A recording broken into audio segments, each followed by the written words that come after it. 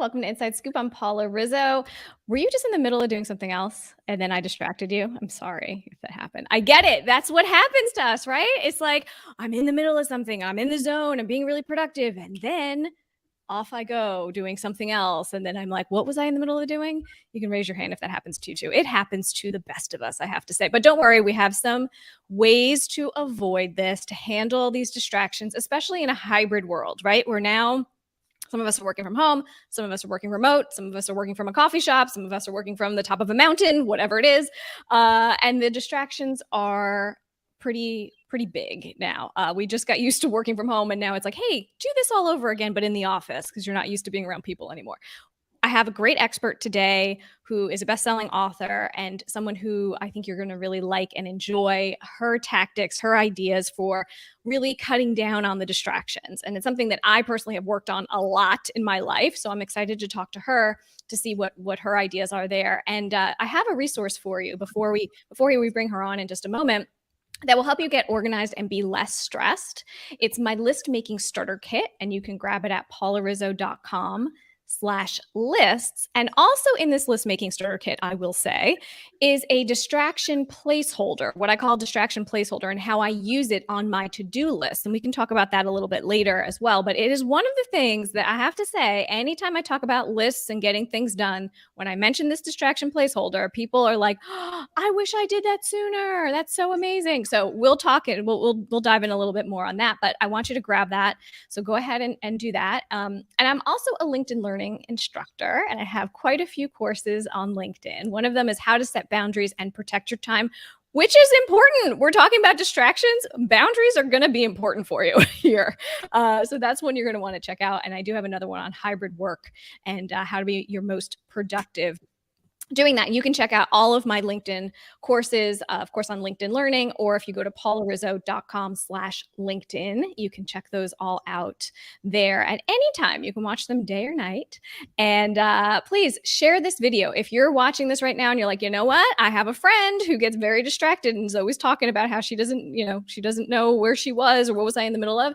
Share this right now. Hit that share button or tag someone below, a friend of yours who you think might benefit from this. We would love to hear your questions as well throughout our chat. So please leave questions. We're going to answer those towards the end. So if you're watching the replay or if you're here with us live, leave those questions below. We're not ignoring you. We will get to those as soon as we can. And that's it. I want to bring on my guest. I think it's time, right? So without further ado, joining me today is Focusologist and best-selling author and speaker, Penny Zenker. I think Zenker. I totally screwed it up, Penny. I'm so sorry. Penny Zenker. I'm so sorry. I was distracted. I was flipping between two things. This is what happens to us. Well, thank you for being here. We need help. We've always needed this help, but now I think more than ever. Could you tell me, I know you have a very specific, three things that we should be looking at when it comes to distractions. It feels like 1,000, but you have pared it down to just 3. Well, it could be 1,000, right? But the thing is that we just tend to stay in that loop of just saying, oh, I feel so distracted. But if we don't break it down into something more specific, then we don't own it. Mm-hmm. And so I just made it simple, 3 things. So for instance, right now, emotional distractions. It's the biggest thing that people don't even think about, is that you've got so much going on. Maybe you're taking care of your parents who are older, or your kids are sick, or you got passed over for the job that you wanted, or whatever, right? There's different things that are happening emotionally for us that are distracting us from doing that thing that we need to do right now. And the other 2 are physical distractions, right? Okay. Is being cold or something in our physical being, and then looking at our environment and how our environment distracts us. Okay, so that's a lot. Exactly, right. It's a lot. I mean, those are a lot of things. Your mind could be somewhere else, or literally your attention could be pulled away because, the lawn people are here making noise outside or whatever it is. So when we're talking about a hybrid environment, right? So people have been working from home for a very, very long time, and which I love, and I love working from home. But now people are going to be going back into the office. What considerations or what kinds of things should we think about when we are splitting our time, and wanting to be focused wherever we are? Well, you know, there's things that we can do for ourselves, but there's also things I think that the organization needs to take a look at and do. And one of those things is just to constantly step back and see what's working and what's not working, because Mhm. we kind of get caught up in this learned helplessness of just doing things a certain way. Like even at home in the beginning, I allowed myself to just let the distractions happen and not really do anything to stop them, you know, like to stop my kids from coming in or have a discussion as to how we can work this better. We just kind of get frustrated with it, and Sure. then it gets worse and worse, right? So I think we need to create some awareness as to, you know, what, and be proactive, what kind of distractions might be there for us in the office that we're not used to now, because it's also a Right. matter of getting used to. You know, what about those got a minute meetings where somebody comes and stops by your desk? What can you be proactive about with your team to say, hey, here's how we're going to offset this so we don't create a new set of distractions. Yeah. And, you know, it is those boundaries, right? Being able to set the boundaries and being able to say, hey, these are my office hours. I mean, I have also been very good about that at home as well. And, you know, I often tell people that they should you know, treat their environment like a TV set. I can't help it. I'm a TV producer, but when you're working from home, I always found it. You know, I wasn't as forgiving of people when they had their kids running in the background or the cat was jumping on the computer or whatever. Because in my world, in television production, that's a no-no, right? It's not charming or cute to see your cat waving in the mirror, you know, in the camera. But you know, to your point, like our mindset needs to switch now. That was acceptable and okay before. It's not okay and acceptable now, right? So now you're all like thinking like a TV producer. So you do need to think about that also when you go back into the office, because like you said, people are going to pop in and be like, "Hey, I just wanted to see you real quick, and let's talk about this, let's talk about that." It's really hard to say no to people. What do you suggest that people, you know, is there a script that they use? Is there something you suggest that people say? Well, definitely, it's not a bad idea to have a couple of predefined things that you can say to people, Mhm. or have up on your desk that says, you know, to show that you've got those office hours, like, Yep. you know, hey, come back at this time. Uh, I do think that you could say, hey, look, I really, it's sometimes people will call me and I'll say, listen, I only have 5 minutes. Is it something we can handle real quick? So Right. I pre-frame it ahead of time to let people know this is the window that I have. If it needs more time, let's schedule something later. Sure. Right. Right? Exactly. So Like to find that right away. I mean, I never answer my phone. I never even answered my phone when people used to call you. Now they don't call anymore. But you know, you have to train them. I don't either, but there's a lot of people who feel like they have to answer the phone, right? That's Yes. part of the challenge is these you know, we're kind of in this urgency epidemic, which isn't Yes. just because of the pandemic, right? This has been going on. And so we have to be able to handle that and say I'm not going to answer my phone because it doesn't require me to do that. And so again, Mhm. those are sort of the boundaries, or I call them rules, right? They're part of my gatekeeper system of defining rules ahead of time that make it easier to say no, or that Mhm. make it easier to hold the line and stay focused, or keep your attention here now and then later come back to something like you said, with like a parking lot or a place where you put those items that are a distraction for where you are right now. That's it's being proactive, right? And having these things in place so that you can use them. Sure, for sure. And that's what you know, I want to talk about that next. My distraction placeholder, which I've been There we using go. for a very long time. And I want to get some of your ideas too on things that do work to help us focus our attention and not be distracted. But what I've found, and I did this, you know, for years, is that, you know, I have my to-do list, of course, that I keep next to me at all times. And then on the lower left-hand side at the very bottom, I leave that area open for my distraction placeholders. So if something happens, I'm in the middle of writing an email to you, let's say Penny, and then I get distracted. Somebody calls, you know, rings the doorbell or something like that. I write down, literally, I pause, I stop myself, and I write down what I'm in the middle of doing. So this takes some training because Hmm. it's, you know, we're ingrained to just jump up. You hear something ring, whatever, you want to go deal with it. It's a little bit like mindful meditation. You do have to kind of like stop yourself, notice that the door is ringing, write down what you're in the middle of doing, and then you can get up and go answer the door. And when I come back, I'm like, what was I in the middle of doing? 24 new emails just came through. Something else is happening on Slack. There's a thousand other things I could be doing. But no, I'm going to go to my distraction placeholder and I'm going to see what I was in the middle of doing because that was important in that moment. And if you go to paularizzo.com/lists, you can see how I do it and you can download that for free. But I'm interested to hear your thoughts on that. And then, if there are any other little tips and tricks we can give people to be less distracted and more focused. Yeah, absolutely. I think it's a great idea, right? Because it happens. We get distracted. That phone call does come in that we need to pick up. And so I'm all for just quickly jotting down where you were, right? So I just kind of call it what am I going to do next? Yes. And it's supported for me because every time I sit down to do something, I write down what am I going to accomplish in this period. So if I'm sitting down for a 40-minute block, then I'm saying, what am I going to accomplish? I'm also taking a look at how I can proactively remove any distractions, put my phone in the drawer, get what I need around me. And then when that phone call does come in and I decide that I need to pick that up, then I know what I was going to accomplish for that period. And then, like you said, then I would write down, okay, where am I? What's the next thing? I kind of go with what's next. What's the next thing that I was going to do? Right. So it triggers for me. Okay, got it. Yeah, because it does take, I think the number's 26 minutes. I can't remember, or is it 22 or 26? I think it's 22 for you to get restarted once you've been distracted. So it does take a little bit of time to do that. Let's talk a little bit more about, what employers can do, because the truth of the matter is, I haven't heard yet. Prove me wrong in the comments below if your company is doing something really great to help you with distractions. But as I've heard so far, companies are not doing a great job helping their employees to do this. So what are some ways that you think that they could help? And before I let you answer, if you're watching and you have any questions for us, just stick those in the chat box below and we'll get to you. But so Penny, let me know, what do you think about companies and how they can help?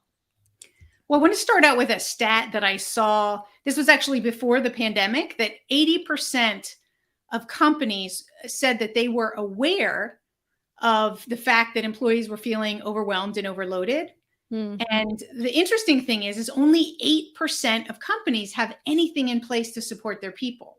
Wow. Right. So I think there is a mismatch of them being aware of some of the challenges, but either not knowing what to do or not taking action for whatever reason. So I do believe that employers have a bigger responsibility than they're taking right now as it comes to, and we're seeing more as it comes to like mental days or emotional mental health days. Mental health days. Right. But I think, we've heard it a couple of years ago, but we're not hearing it now, like emails being held and not being sent out after hours. Yes. Right? I get externally that they may have to go out if you're working with people overseas and things like that.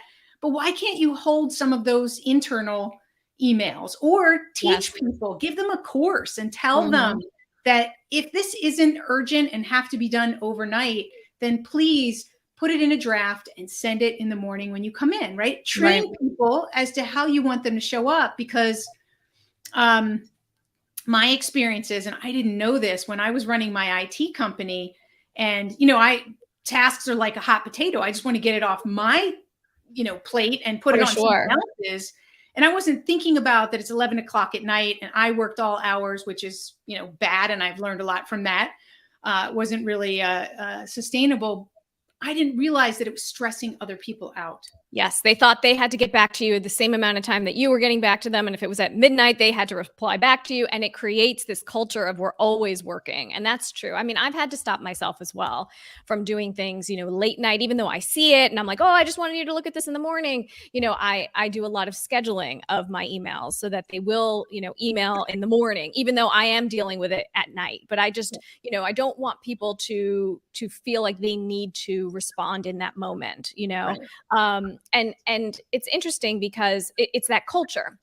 right? It's that is what companies can do. They can help you to not feed into that.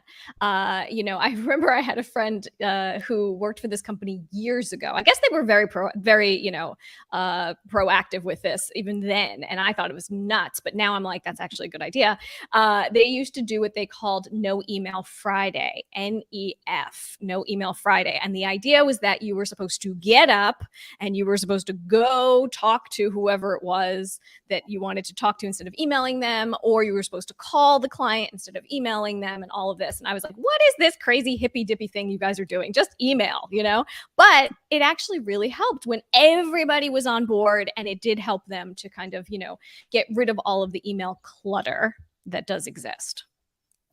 Well, one of the other things I wanted to share that came up for me is when I was working in Zurich, Switzerland. So I lived there for 16 years, and they have a completely different culture, like you said.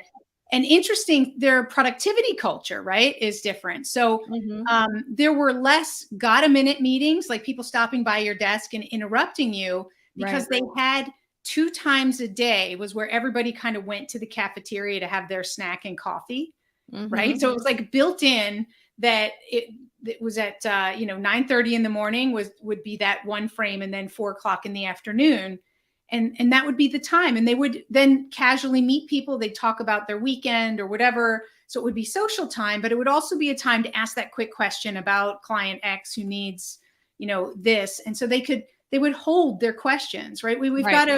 We're perpetuating this culture of urgency. And so those little things that companies can do to train people to define urgencies together as to this is what's urgent, these things are not urgent, and this is how we're going to handle them, to kind of proactively train people how they want to handle that and how they're going to create that culture of urgency in the organization and do it together. I mean, the point is that so that everybody can, make sure that we're working the exact best way that we can.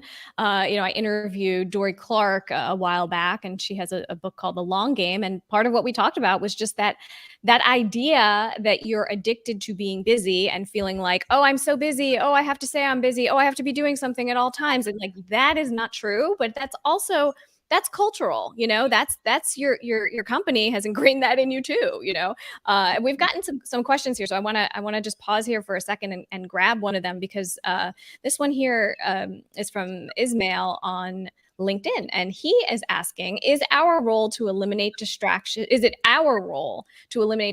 or the company? I think it's a little bit of both. What do you think, Penny? Absolutely. It's both. Like anything, right? It's the part that we have to own is the part that's within our control. And we also have to own the part where we engage the organization and take our team. We're all having the same issues. Why not sit down together for a quick brainstorming session as to how we can help each other? Right. And then ask, hey, these are the things we suggest the company could do. And the company could also come with their suggestions. So it's got to be both sides looking at the issue and coming up with solutions. Yeah. And Mara from LinkedIn, O'Neill, is saying, I feel that the onus is primarily on the employee first, since distractions can happen in other areas of our lives too. True. That is a good point. But with strong support from companies. So it is obviously just what you said. I mean, it's all of these pieces. You don't come to work and you're just like, hey, I'm just a worker now. I'm going to forget about my whole life that's part of me. So I have something I wanted to add there that came up for me is that, a good example is, so managers also feel, leaders in the organization, they're also somewhat overwhelmed, overloaded. The pandemic comes in, they've got these new challenges. How are they going to deal with them? And we're just not taking enough time to step back and to look at things. So what happened in the pandemic around communication, for instance, is more systems were added. So what I found is people are even more distracted, especially now that it's hybrid. This is going to also be a huge issue, is that they're a part of so many different chat platforms, right? They're not making a clear designation of, we're going to communicate project matters on this platform in this way. We're going to communicate with our Teams platform in this way. But there's so many more platforms that have been added. Some people are in the office, some people aren't in the office. And so the company, in my opinion, that's a great area for them to take responsibility and to say, hey, look, we're going to eliminate anything that's not necessary. Let's look at the redundancies that we've accidentally created by trying to come up with solutions, because it happens. Sure. And let's reduce those and say, you know what, we really don't need to use WhatsApp, Skype, and Slack, for instance. We could really do everything that we need to do on this one platform. Hey, and here's how you guys can help to manage yourself, is that you don't need to be online and be responsive for everything. Use the do not disturb and so on and so forth, right? Some training and some guidance that it's okay. Give them permission not to always be available. Yeah. And I do want to talk about apps in a minute, because we do have a question about it, but it's a great point. I mean, I'm doing this with my own team right now. There's like too many places for us to talk to each other. And then we're like, wait, where is that thing? And it's falling through the cracks. Was that on an email? No, it was in Asana. Oh, wait, didn't you Slack that to me? So we're trying to streamline too, because you're right. Like there's too many points of entry now where you can really, but just overload yourself, and you're distracted by these things that are popping up in your inbox. But really being able to focus and be laser focused and say, okay, this tool is for this purpose. This tool is for that purpose. Bringing up and voicing your opinion to your managers and to your bosses is important too, to be able to say, hey, this isn't working. Or maybe this worked when we were all in the office, but now that some of us are not, it doesn't work anymore, and that's okay. So I just want to bring up this question from someone from LinkedIn who's asking, are there useful apps, extensions to help you promote your focus? What do you think? Promote your focus. I'm not sure I understand the question 100%, but there's, apps can be a great productivity gift and curse, right? Yep. So it really depends on how you're using them. So there are some great tools out there. I'm a fan of less tools than more tools. Okay. But depending on what works for someone, like Priority Matrix gives you a lot of different options to use matrices to set them up to work in that way, if you like to create structures in that way. So I've never heard of this. What is it? Priority Matrix. Yeah, I've never heard of it. It gives you a place to do like quick SWOT analysis, or which you then determine which are your top priorities out of that, right? Mm-hmm. Or something like the urgency versus important type of matrix, right? You can create your own matrices as to what's on one side and another. So it can be pretty powerful if you are looking to work with a group or work with yourself to create some of those support structures. I like that. Mm-hmm. That's helpful. I'm a fan of the Pomodoro technique. I don't know how you feel about it, but I like it. So, for those of you who don't know, Pomodoro is 25 minutes of focus time on one task, and then you take a break, and then you start up again. And what I like about it, and you can do this, they have an app, or you could do this just with setting a timer on your phone. It doesn't have to be 25 minutes. It could be 20 minutes. It could be 15 minutes. I started doing it with 10 minutes because I was just like, my mind is too fast for 25 minutes. Now I've worked my way up. But the good thing is that it does train you to focus for that amount of time, to say, hey, I'm going to make sure that anything that pops up, I'm going to ignore so I can do this, because you're supposed to stop the clock when you get distracted. So it does help. So I do like that, the Pomodoro technique. And there's of course, I think mindfulness apps do help in this way. I'm a fan of meditation. I use the Calm app, although now that I say that, I've been pretty bad for the past month and a half. I have not used it.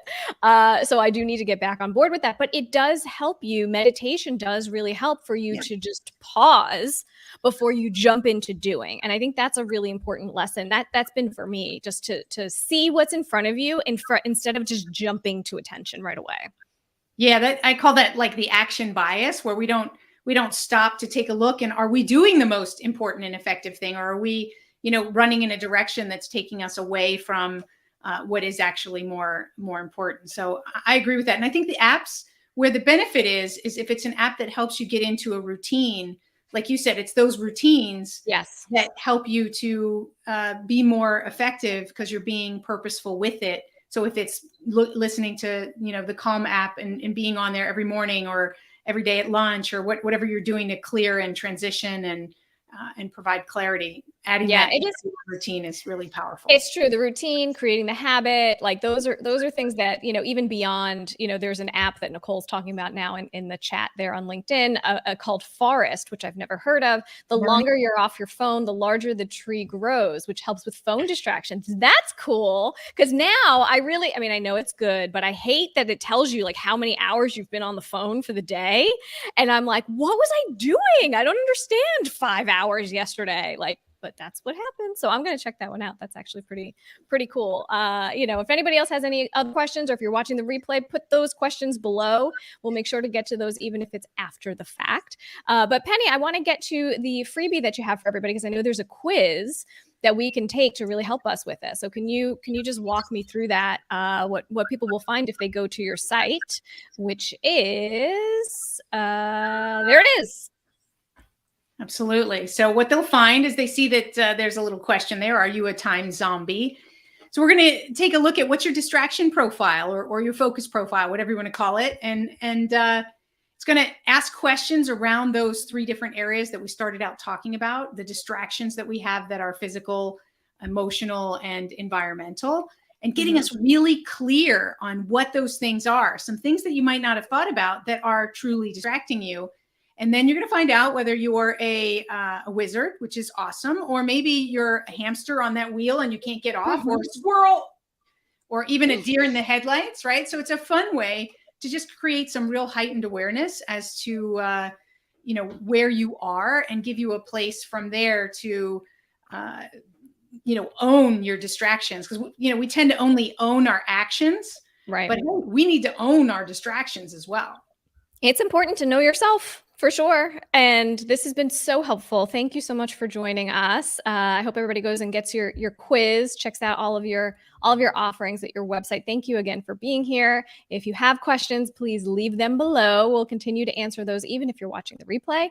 And I'd also love for you to check out the free gift that I have for you, which is my list making starter kit at paularizzo.com/lists. I have my distraction placeholder on there, so you can sort of check out how I deal with distractions as well. And, thanks for watching. I'm hoping that this helps you, and we'll see you next time.